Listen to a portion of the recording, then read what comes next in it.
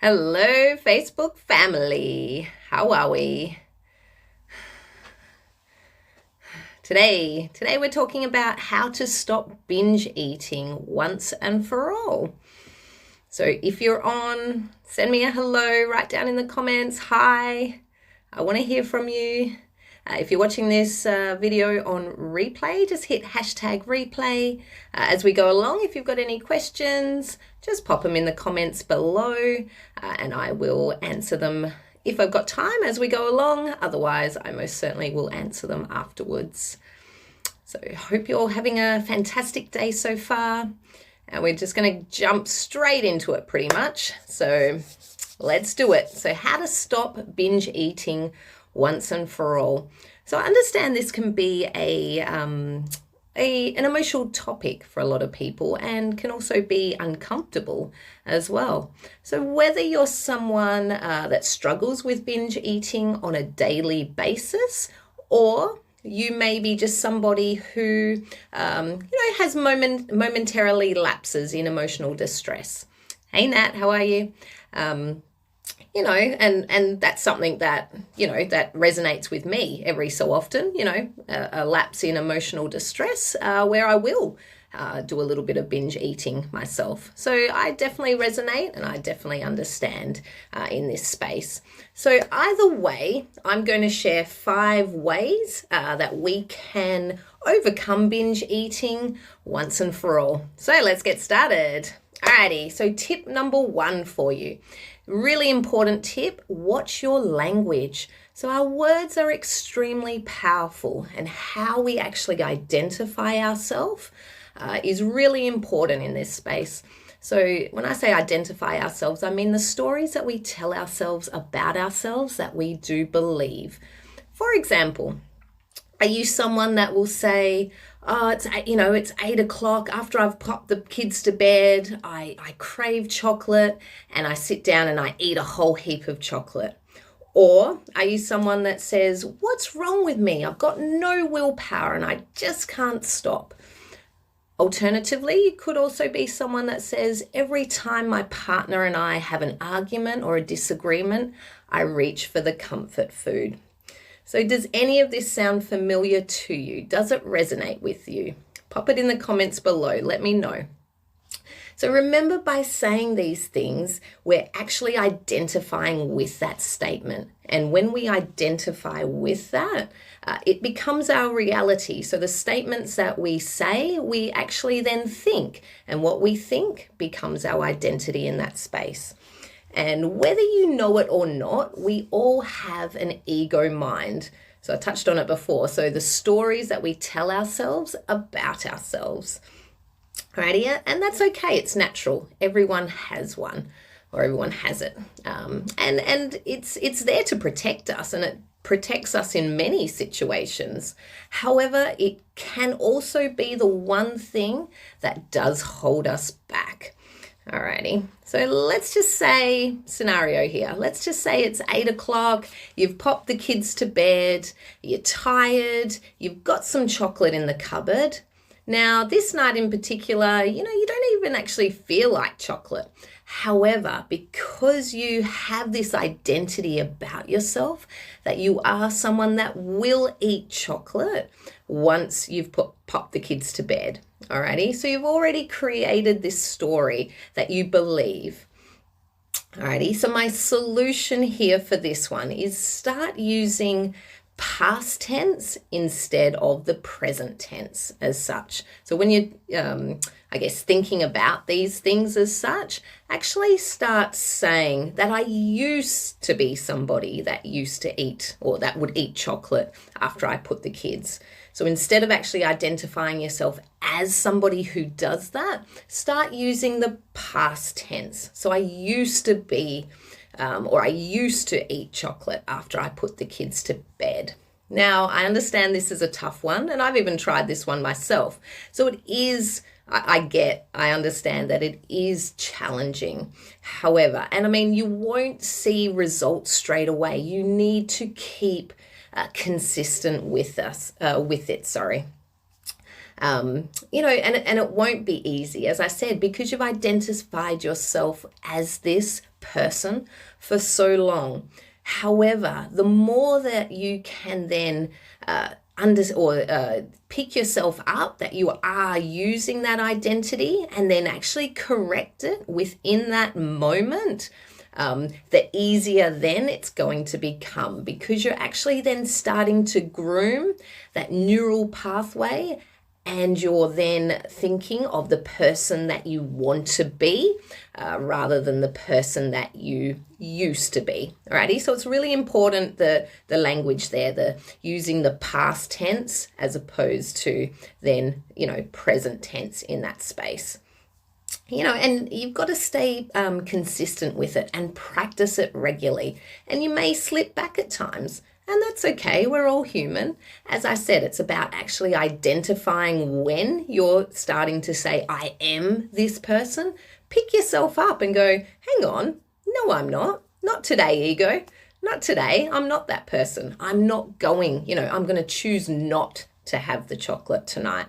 Alrighty, and each time that you do that, that is a huge win. So actually be proud of yourself in that space and congratulate yourself that you're picking that up, you're identifying it. So in that space, you're becoming so much more self-aware as well. And I'm a huge advocate of self-awareness, because it really then gets to drive our behaviors, which is amazing. So if you are to use, or when you use this technique, I guarantee that you will start seeing benefits in the long term, because you start to identify yourself as something you used to be and you no longer do that anymore. Alrighty. Now, solution number 2 to this one as well is actually start to like I touched on it a little bit, start to visualize the ideal you that you want to be in a particular situation. So it's important to remember the ideal you is consistent with these behaviors day in and day out. And when we're talking about our ideal you, don't use extremes, okay? So we can, if you're going to say the ideal you will never eat chocolate again, like, I don't know about you, but how many times have you said, I'm never going to do this again, I'm never going to do that again? How long does that last? It doesn't last very long. So a better option in this space is to actually say, and it's more consistent to say, the ideal me will have 1 to 2 squares of chocolate after I put the kids to bed, and that will be sometimes, yet not all the time. Alrighty, so you're actually creating that new identity around yourself. Alrighty, you are no longer the person that would eat a whole block of chocolate. Alrighty, and then if you're someone that will then say to me, yeah, Kareen, whatever, once I start eating chocolate, I just can't stop. I would then refer you back to tip number 1 about using then the past tense. You were somebody that would eat a whole block of chocolate. Your ideal you is somebody that will only eat 1 to 2 squares, and that's sometimes, not all the time. Alrighty, so moving on to tip number 2. So in regards to binge eating here. So avoid trigger foods when you're down. Now, this one is the hardest, and I know for sure because I've definitely been there. I've been in a space where I've been down before, and I reach for, the chocolate, the cake, those trigger foods. However, let's be honest here. There is no material object, whether it be, retail therapy, buying clothes, or eating all the food, that will fill the void that an emotional intervention needs. Alrighty. So no amount of chocolate is going to fill the void. I just want to make that pretty clear because at the end of that, you're still going to feel down. So if you eat when down, as I say, you will find out pretty quickly there's no amount of food that's going to fill that void. And now I'm not saying don't eat when you're down. No, I'm not saying that at all. I'm saying avoid your trigger foods when you're down. So instead, let's opt for something more nourishing to eat in that space. So my solutions for eating when you're down is actually do something to try and change your state.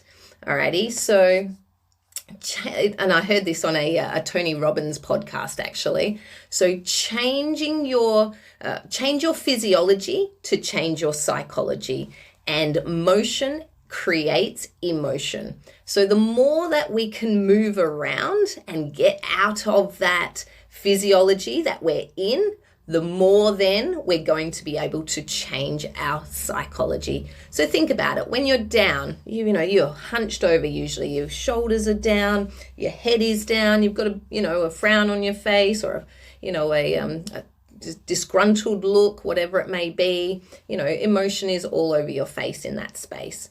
So if we're to get up, if we're to jump around, if we're to stand nice and proud in the mirror, as such, it's changing your physiology. So right then and there, I don't know about you, but I tell you, when you start to dance, there's no way that you can be down in that moment.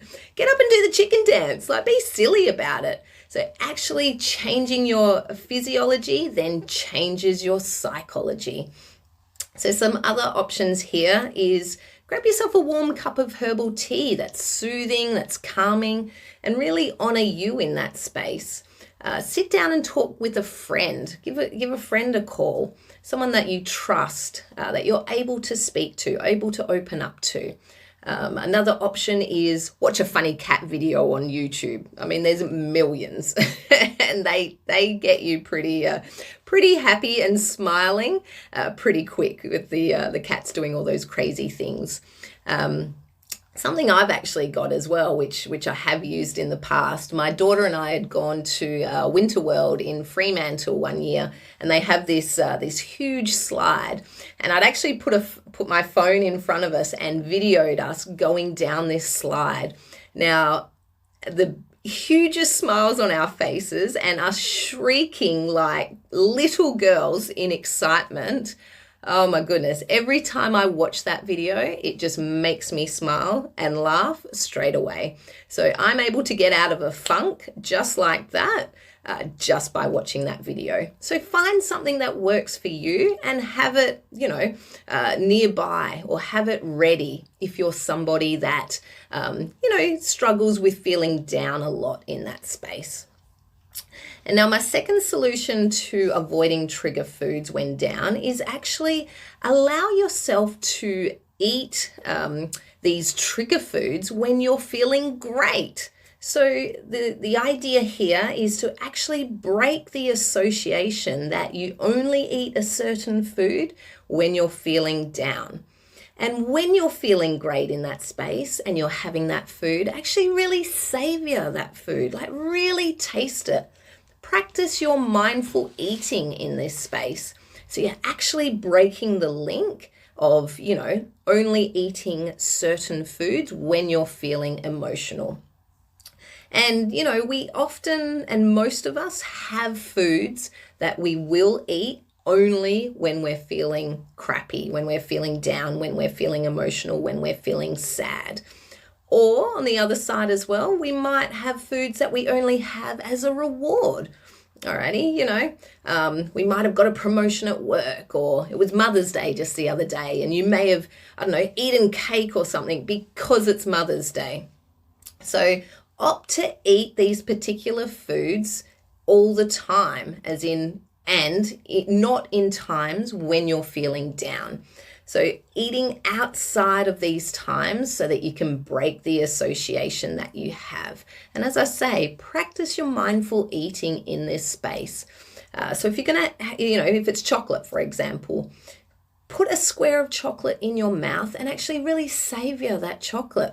Suck it, keep it in there. Let it dissolve on your tongue. Experience the texture of that chocolate. Because I can guarantee when we're down and emotional, we're certainly not practicing mindful eating. From my own experience, you're shoving it in, and you're eating it mindlessly. Alrighty, so we want to break that association that we have between a particular food and the emotion that we are attaching to that. Alrighty, so tip number 3 here is separate yourself from your evil twin. And we all have an evil twin. And an evil twin, as I like to call it, is that little voice in your head that is saying, I should do this, or I should do that, or, what I should do versus what I shouldn't do.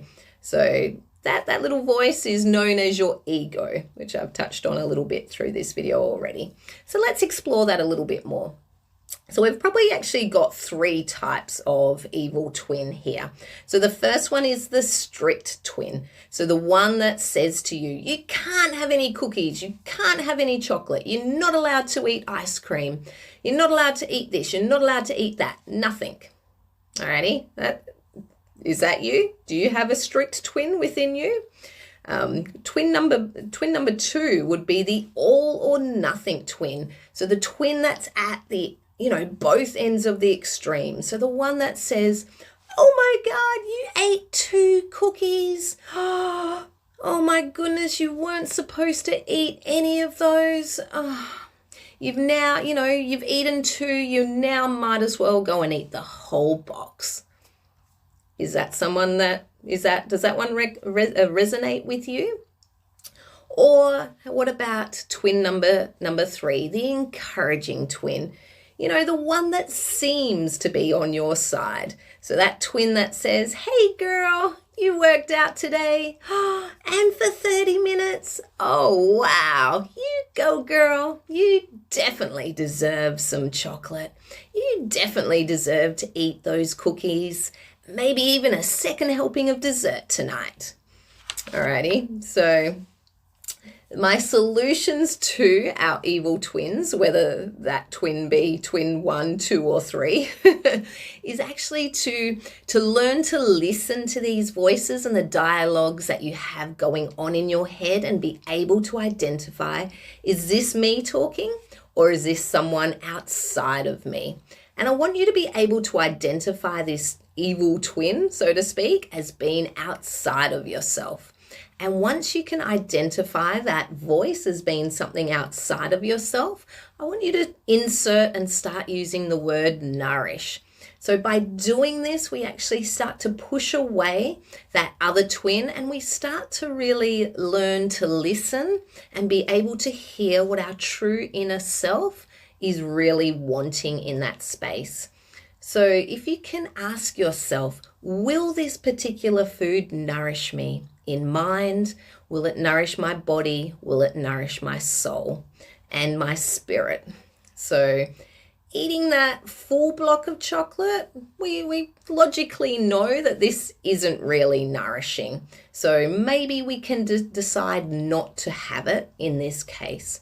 However, if in that moment you feel as if, a little bit of chocolate is really going to nourish your soul, then by all means have those, couple of squares or the 3 or 4 squares of chocolate, because depriving yourself within this space, well, that's not a healthy area to be in either. Alrighty, so use that word nourish and really tune in to what you and your inner voice and your inner self is telling you. Alrighty. Okay, on to number 4. So don't should on yourself. Now the word should, we use it all the time and we often overuse it. We should do this and we shouldn't do that. And, you really should have done this in this situation. So I'm telling you right now, don't should on yourself. Alrighty. And think of a time, when you were younger, when your mum or your dad said to you, you really should clean up your room. As soon as someone tells you that you should do something, what do? You totally don't do that thing. In fact, you rebel against it. And it's instinctive. That's what we do. It's a human nature in that space. So just remember, each time we use the word should, it's likely to have the opposite effect of what we're actually wanting it to do. Alrighty. So my solution here, instead of using should, is actually empower yourself and use the words could or I choose to. Now, how empowering do they sound? So it's less of a demand and more of a space of stepping into empowerment there.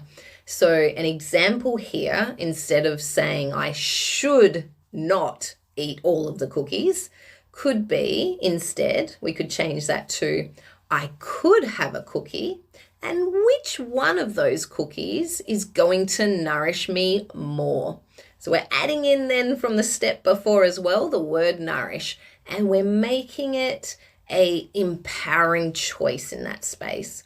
And once you do that, you may even find you get to the point where you go, well, actually, I don't think I need that cookie at all.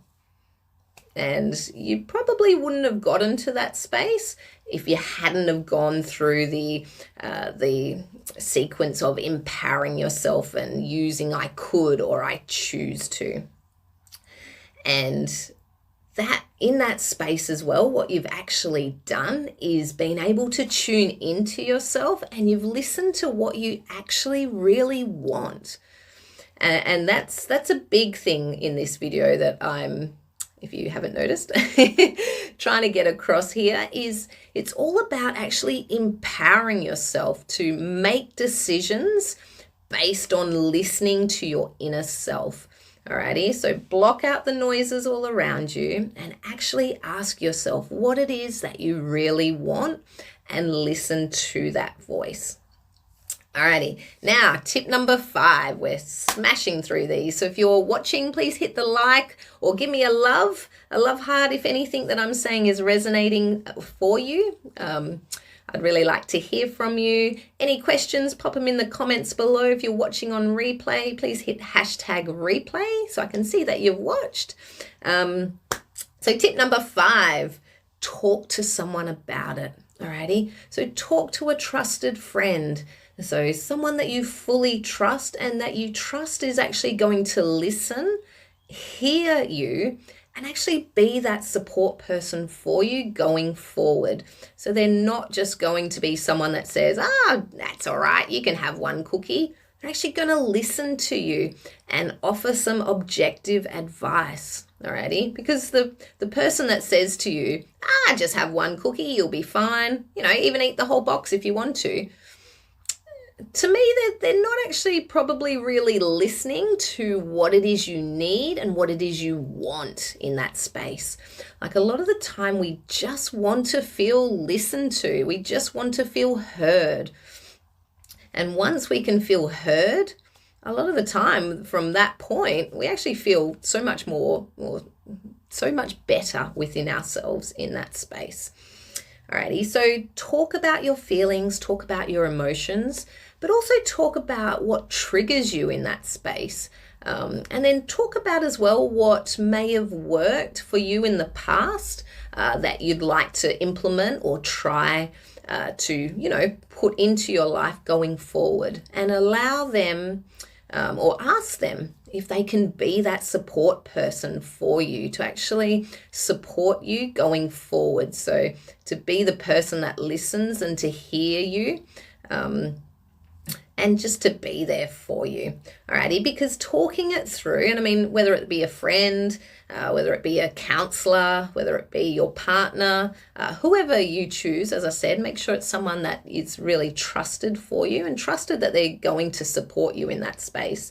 Because once we talk it through, we can really often gain a lot of insight and clarity and actually even help and find our own answers in that space. Because we don't necessarily want someone to provide the answer for us. We want to be able to find the answer for ourselves. And that is the most empowering part about the whole thing. Alrighty, guys, so there we go. There's my top 5 ways to and tips that you can implement straight away together with solutions to overcome binge eating once and for all. So I really hope you found my video beneficial. If you did, please hit the love heart button. Send me a like if you've been watching this. Say hello. Hit hashtag replay if you're watching on replay. Thanks so much for tuning in. I love doing these weekly lives. And if you've got any other topics that you would like me to talk about, to explore, then please pop them in the comments below. Also, if you've got any tips yourself that you use to overcome binge eating, even if it's, if they're just tips that you use in that moment, then fantastic. I'd really like to hear them. I'd love to read through them, and it may even help someone else within the group as well, which is amazing. Alrighty, guys, thanks for joining me.